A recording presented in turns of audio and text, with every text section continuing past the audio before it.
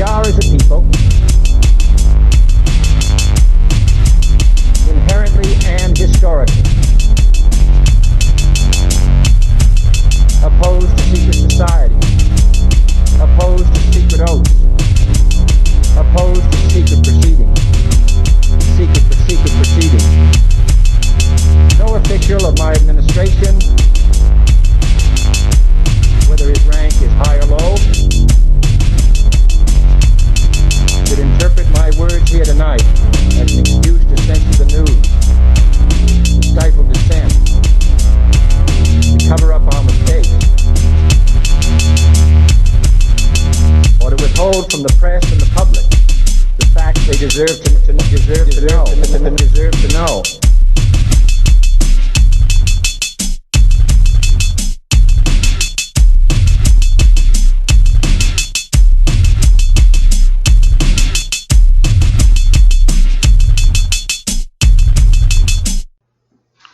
Welcome to Conspiracy Corner Podcast. This is Abe, your host. It is 7:55 a.m. Sunday morning. I believe it's July 11th. So, this year's flying by, it feels like. I just got off work. It was a pretty busy night. We had someone call in, so that kind of sucked. It's raining outside, so it's perfect weather for the subject we're covering, which is we're going into some ghost story stuff today. I figured I've been going hard in the paint on conspiracy stuff, so I figured switch it up and do a little bit of paranormal. I like to try to keep the channel fresh and keep it different subjects and stuff, and there's only so much you can say with what's going on in this crazy world we live in until you're kind of beating a dead horse, you know. But yeah, just got home, just a little wore out. I work tomorrow and then I'm off. Put out 2 podcast episodes yesterday and I got a little bit of a second wind, so I felt like I should do another one today. But this story here is basically a ghost story of. It's been a minute since I've read it, but as far as I know, it was like a girl who fell in love with a ghost. So kind of a weird, strange love story. So I don't know. Maybe the girls out there will like it, but we'll get into the show. This is The Ghost Lover, the Alexander Phillip House, and it's in Springfield, Massachusetts. It is doubtful whether the Society for the Preservation of New England Antiquities hosts many ghost story programs. Even if it did, it seems unlikely that another story could be as unusual as this one. This story was first presented at a society meeting by the son of Miss Julia Bowles, Alexander Phillips, 25 years after her death. Fortunately, one of those present at the meeting was Richard C. Garvey, editor of the Springfield Daily News. His interest in history and his writing skills combine as he masterfully retells the following romantic and eerie story. Garvey's source was an account that Mrs. Phillips wrote in 1886 that was never made public until it was presented to the society. He edited and paraphrased it for his newspaper. With his permission, the story below is reproduced as it appeared in the Daily News. When my father bought Linden Hall, I was very young, only 7 years old, but my first recollection of the house is quite distinct. I was first brought here by Father one afternoon when he came to talk over some business arrangement with the former owner, an elderly Southern lady who occupied it as a summer residence. She was accompanied by her family of 2 sons and a beautiful daughter, a retinue of slaves, and a fine yellow coach drawn by thoroughbred horses. Soon we were established, and I and my young sister roamed at our own sweet will through the lofty rooms and the lovely gardens. The flower garden was the delight of my sister and myself. My sister was a strange child, fanciful and dreamy. Very soon I noticed that the house seemed to have a special charm for her. Our dining room was then in the eastern wing, the library in the western wing. It is in this library wing that my story centers. We were still quite young when we learned that this library and the little bedroom opening out from it had been lived in for years by a young man, one of the sons of the Southern lady. During all this time no one had looked upon his face. He was a very handsome fellow, they said, clever and fascinating in his manner, but like many attractive men with plenty of money, he had become dissipated and led a very fast life. Then, satiated with what he supposed to be the only pleasures of the world, he decided to isolate himself from his fellows and spend his remaining years in study and self-communion. My sister Layla was a peculiar, reticent child, and this story naturally made a great impression upon her. In the summer, when the old library was open, she spent a great deal of time there, sitting at the window that looked out upon the garden, and reading the old, strange books, especially those related to the supernatural. The years of our childhood rolled slowly by. So that sounds like me as a kid, like that curiosity of the paranormal and ghost stories, and I don't know, I love that stuff. One warm Sunday afternoon early in June, when Layla was 16, she stood in the garden facing the library. She looked toward it, feeling drawn to do so by some strong impulse. There in the window sat a young man, and he seemed to her as beautiful as a god. His large dark eyes rested upon her with a gaze of burning intensity. She walked through the garden, around the pathway, and up the library porch steps. I just realized something. That just says she was 16 years old, and this was a grown-ass adult. Sorry. I know it's a ghost, but still, it's like, Sorry, I digress. She walked through the garden, around the pathway, and up the library porch steps. But on looking into the room, she was amazed to see the chair in the window was empty. She came immediately back to the rest of the family and asked what young man had been in the library. We laughed and replied that she must have been dreaming. She turned away from us with a troubled look in her eyes. She came to me one evening several days later and said, "I've seen him again." She told me that she had stepped out upon the eastern porch for a moment and was astonished to see, standing in the driveway, a spirited black horse saddled and bridled with rich silver mounted trappings. She turned her head and encountered again the face of the man she had seen in the library window. Before she had time to speak or even think, he leaned towards her, grasped her, on which he pressed a burning kiss. I don't know, though. If it was a ghost, I don't think it'd be a burning kiss. It'd be more like a chilling kiss, but... And mounting his horse with a flying leap, galloped away in the dusk. As Layla related this to me, she was trembling with intense excitement. She begged me to say nothing of the matter to our parents, and I consented, though greatly troubled. It was about this time that Layla became a somnambulist, Somnambulist. I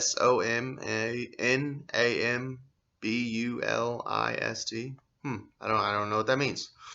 One night, I was awakened from a heavy sleep by a slight noise. I lighted my bedside candle, hurried in my wrapper and slippers, and reached the foot of the stairs just as a white figure opened the library door and glided out onto the porch. I was not of timid disposition, but the ghost-like apparition before me was almost too much for my nerves. I recovered myself sufficiently to think that the old figure looked like Layla. I hurried to her room. Both windows were wide open.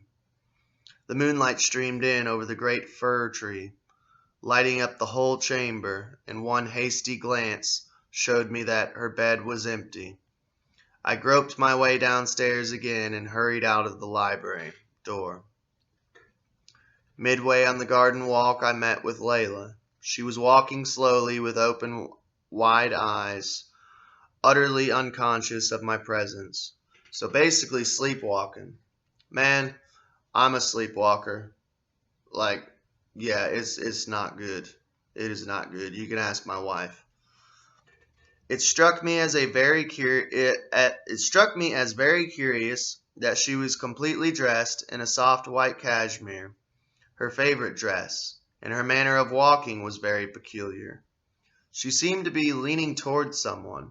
Her face was upturned with an expression of rapt attention, and now and then she smiled and moved her lips as if speaking, but I could distinguish neither words nor sound. So basically, he couldn't see the apparition. It sounds like she was walking and leaning up against him and looking into the spirit's face, Without saying anything to Layla, I determined to speak to Mother, but I could not bring myself to mention the two strange meetings of which Layla had told me. To my surprise, Mother appeared to think little of the sleepwalking. She said that she herself had been subject to the affliction as a young girl.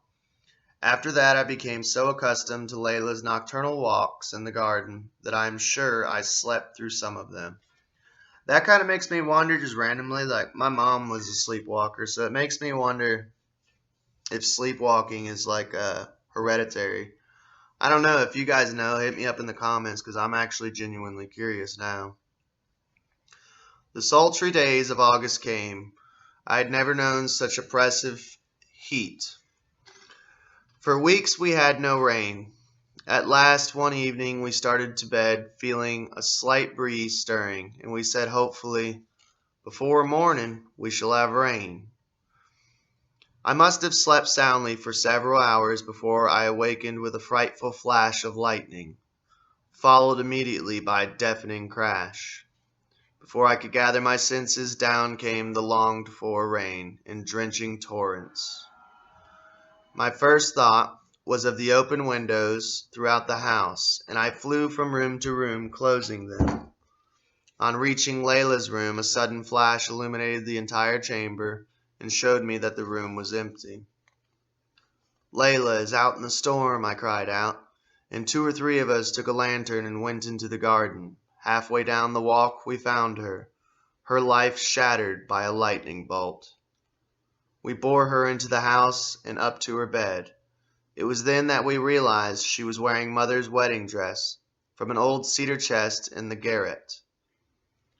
Layla had arrayed herself in the quaint old-fashioned gown, and upon her head she had placed Mother's bridal veil of antique lace. The cruel lightning had failed to mar her exquisite beauty. Not until we laid her away in the grave was everything explained. A few days after the funeral, I was in her room, and opening a little escritoire, E-S-C-R-I-T, escritoire, sounds French. I found a folded letter addressed to me in Layla's handwriting. The letter told me of the first time the handsome stranger in the garden spoke to her, and when he did, it was a declaration of love. This is what he told her. Quote, "Layla, the power of love has drawn me from a far-off country to your side. Without question or fear, will you put your trust in me?" After quoting his words to her, she revealed her own plans, saying, quote, "I am going to that far-off country from which he came to me, and it may be many years before I shall see you again." It was her goodbye. This astonishing confession of Layla's was never known before outside the family. Years went by and the city grew. Finally, through the constant raising of the street. By the way, This is Conspiracy Corner Podcast. So, raising the streets. They used to do that. And that's a big mud flood theory, is that they're raising the streets because of the mud.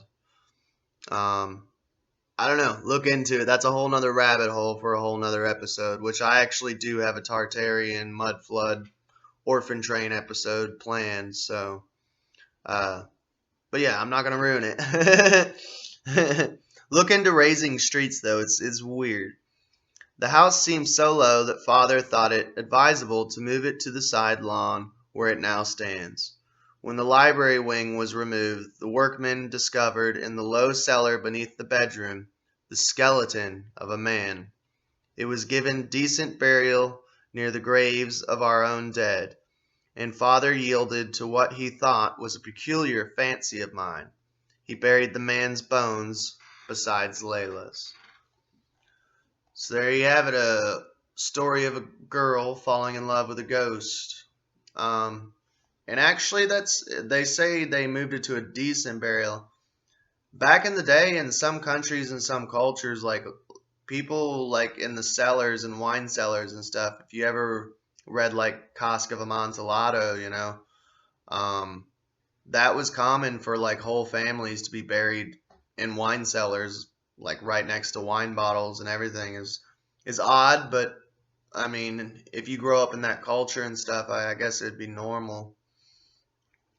But if you want to find this actual place, they actually have an address here.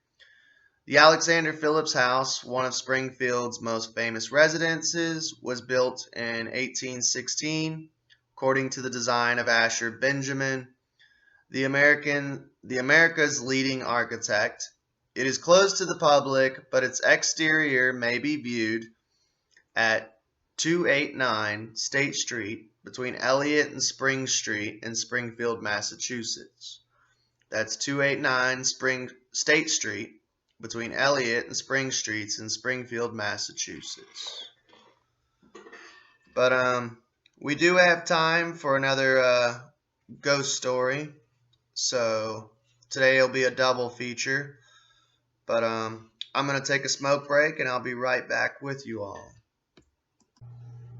Alright, this next one's called A Drum for the Dead.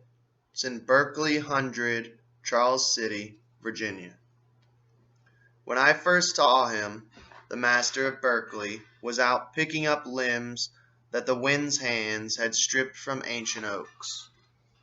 With his 82 years, Malcolm Jamieson stood like one of the oaks, aged but sturdy. Beneath his shock of white hair, the blue wells of his eyes gazed out with humor and kindness. No Virginia he, but from energetic Yankee stock, Malcolm Jamieson, though both physical labor and imagination, wrested this gem of an early colonial plantation from the years of neglect following the Civil War.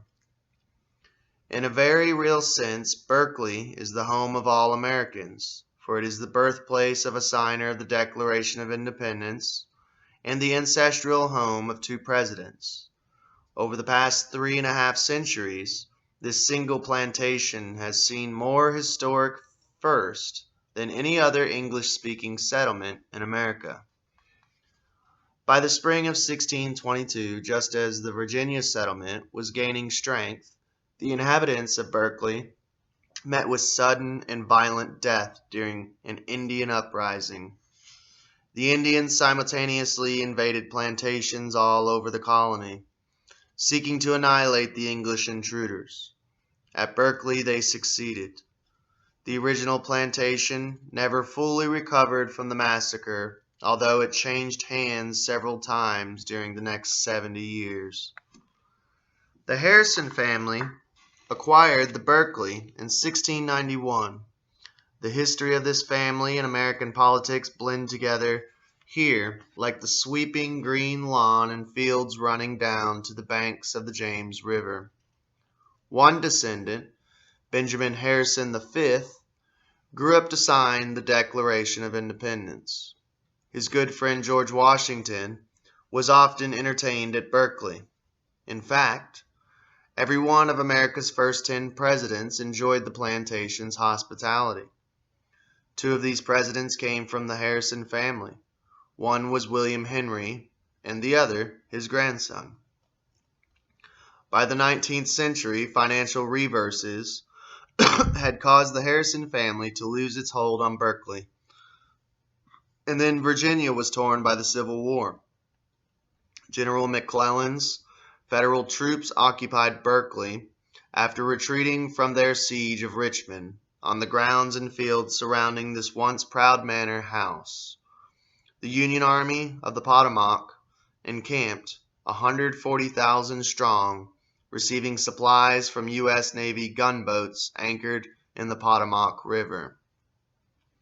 During that hot August of 1864 at Berkeley, a man named General Daniel Butterfield composed a haunting bugle melody. The name of it was Taps. It was a melody that would soon drift out through the darkness into camps all over the world. As Jamison walked about picking up limbs on a warm autumn day in 1987, he thought about Berkeley's history. A panorama of scenes went through his mind, leading from the past to the present, peopled by characters whom, in a sense, he felt he had come to know intimately. It was on that day in 1987 that a white Oldsmobile station wagon rolled up to Berkeley, and a family from Richmond, whom we shall call the Larimores, began their plantation tour. Julie Larimore was more patient than her brother, Randy not content to inspect all the fine architectural details of the mansion and eager to explore the farthest reaches of the plantation, slipped away during the movie about the plantation's history. Randy always became restless when he had to tag along with his parents on tours of old houses, for he would rather be out tramping in the woods, slogging along in the muck beside the river, or peering curiously into the musty dimness of an old barn. In the darkness of the visitor center, where tourists were viewing the film, he had seized his chance to slip away. Perhaps he could even melt back into the group as they came outside later. Meanwhile, he was off in search of adventure. This house was purchased by John Jamison of Scotland, who served as a drummer boy in McClellan's army 50 years ago, intoned the film's narrator. In 1927, the plantation was inherited by his son, Malcolm, and together with his wife, Grace, they are responsible for the extensive restoration seen today. Window frames, floors, and masonry, as well as America's finest pediment roof, are all original. Much of the furniture came from Westover Plantation, and the English silver, Waterford glass, and Chinese porcelain are authentic to the period. The famous Adams woodwork was installed in 1790. Berkeley's 5 terraces between the house and the James River were dug by hand, using ox carts and wheelbarrows before the Revolution. Outdoors, Randy had already reached the 3rd terrace and was contemplating which part of the plantation he wanted to explore first. His parents continued to watch the film, unaware that he was no longer with them. Today, the soybean and small crops that occupy more than 1,000 acres of this working plantation are harvested with the latest in farm equipment. So welcome home, Americans, to a plantation where history lives today. We hope you enjoy your visit, said the narrator. Julie and her parents filed out with the rest of the audience. She was about to tell them that Randy was gone when they saw friends. Everyone began talking, and when Julie found that their daughter of her age was with them, she forgot all about Randy's defection. While they had been in the house, there had been a summer storm. The sky had become quite dark, though it was not yet midday. Randy had decided in favor of the riverbank.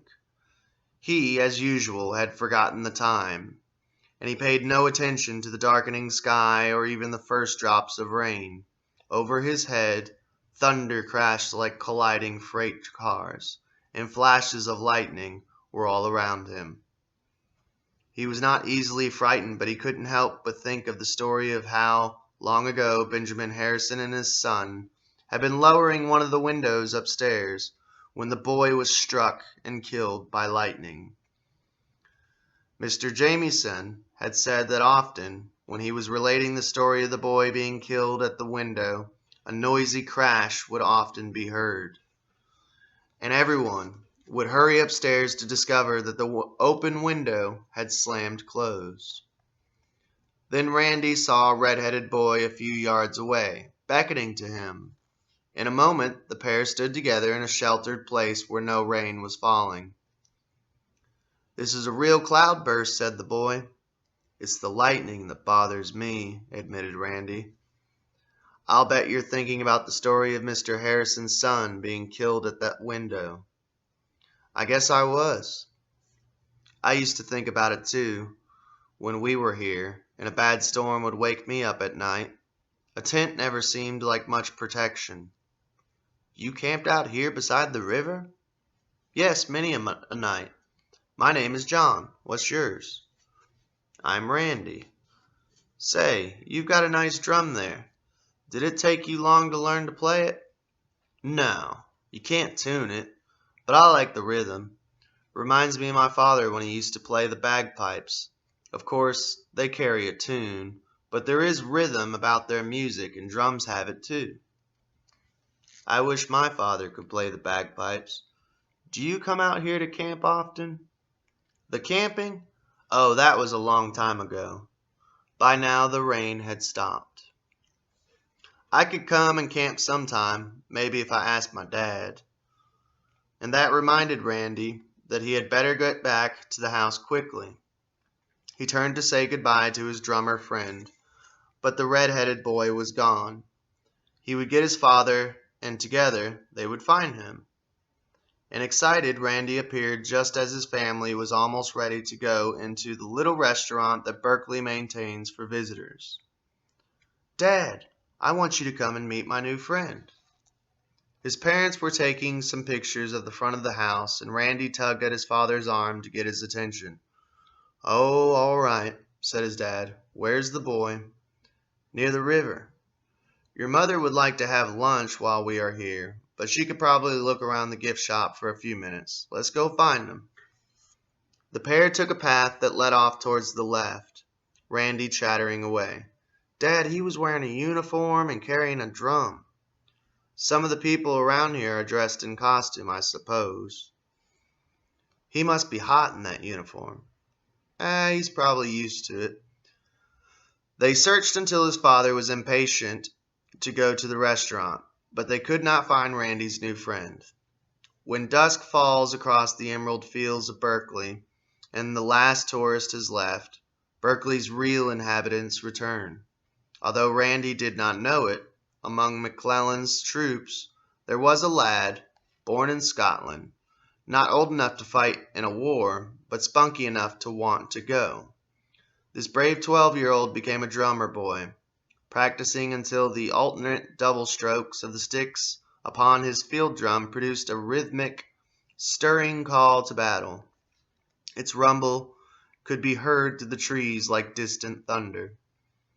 Randy is not the only one to have seen him. Some say that the boy stands on the gentle sloping hill several hundred yards above the James River near the old cemetery, and by the split-rail fence a red-headed youth striking his drums softly and gazing out over the river.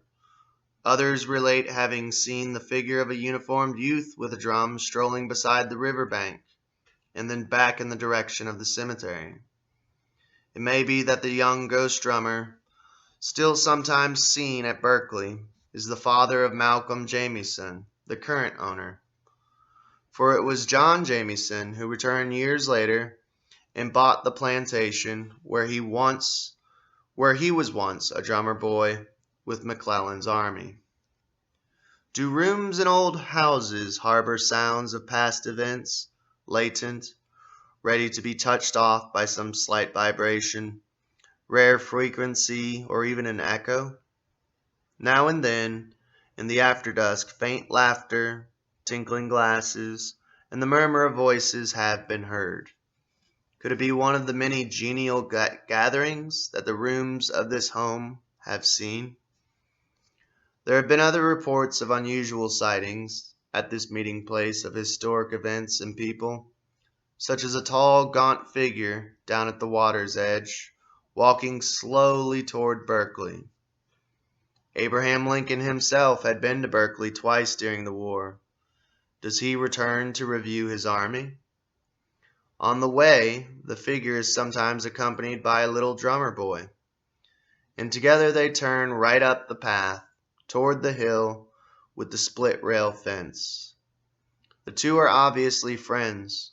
Does the drummer boy remind President Lincoln of his own son?